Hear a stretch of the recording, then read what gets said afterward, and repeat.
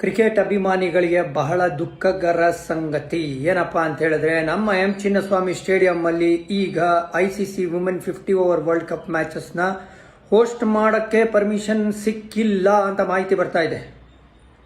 So ಹಾಗಾಗಿ inaugural ಪಂದ್ಯ world ಕಪ್ದು ಇಲ್ಲಿ ನಡಿಬೇಕಾಗಿತ್ತು. ಪಾಕಿಸ್ತಾನ್ ಫೈನಲ್ಗೆ ಬರಲಿಲ್ಲ ಅಂದರೆ ಆ ವರ್ಲ್ಡ್ ಕಪ್ ಫೈನಲ್ ನಡಿಬೇಕಾಗಿತ್ತು ಎಂ ಚಿನ್ನಸ್ವಾಮಿ ಸ್ಟೇಡಿಯಂ ಅಲ್ಲಿ. ಅದಲ್ಲದೆ 2 ಲೀಗ್ ಪಂದ್ಯಗಳು ಬೇರೆ ನಡಿಬೇಕಾಗಿತ್ತು.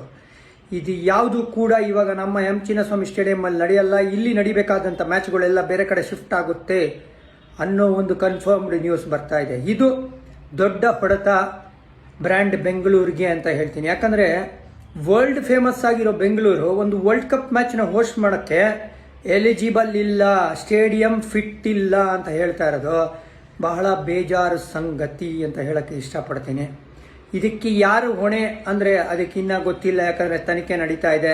ಆ ಕಾಲ್ ತುಳಿತ ಯಾರಿಂದ ಆಗಿದೆ ಅಥವಾ ಅದಕ್ಕೆ ಯಾರು ಹೊಣೆ ಅಂತ ರಿಪೋರ್ಟ್ ಪೆಂಡಿಂಗ್ ಇದೆ, ಡಿಸಿಷನ್ ಪೆಂಡಿಂಗ್ ಇರೋದ್ರಿಂದ ಈಗ ಸದ್ಯಕ್ಕೆ ಪರ್ಮಿಷನ್ ಸಿಕ್ಕಿಲ್ಲ. ಹಾಗಾಗಿ ನೋ ವರ್ಲ್ಡ್ ಕಪ್ ಮ್ಯಾಚಸ್ ಇನ್ ಬೆಂಗಳೂರು ಅಂತ ಸುದ್ದಿ ಬರ್ತಾ ಇರೋದು. ಆಸ್ ಎ ಕ್ರಿಕೆಟ್ ಅಭಿಮಾನಿ ಯದ್ವಾ ತದ್ವಾ ಬೇಜಾರಾಗಿದೆ ನನಗೆ. ಎಂತೆಂಥ ಲೆಜೆಂಡ್ರಿ ಗೇಮ್ಗಳನ್ನ ನಾವು ನೋಡ್ಬಿಟ್ಟಿದ್ವಿ. 2010 ಇದೇ ಥರ ಒಂದು ಸಂಗತಿ ಆಗಿತ್ತು. ಬಟ್ ಅವಾಗ ಅನಿಲ್ ಕುಂಬ್ಳೆ ಹಾಗೂ ಜವಗಲ್ ಶ್ರೀನಾಥ್ ಅವರು ರಿಪೇರ್ಸ್ ಮಾಡಿ ರೆಡಿ ಮಾಡಿ 2011 ವರ್ಲ್ಡ್ ಕಪ್ನ ಸಕ್ಸಸ್ಫುಲ್ಲಾಗಿ ಹೋಸ್ಟ್ ಮಾಡಿದ್ರು. ಬಟ್ ಇವಾಗ ಅದಕ್ಕೆ ಅವಕಾಶ ಇಲ್ಲ, ಯಾಕಂದರೆ ಗೌರ್ಮೆಂಟಿಂದ ಬಂದಿಲ್ಲ ಪರ್ಮಿಷನ್ನು.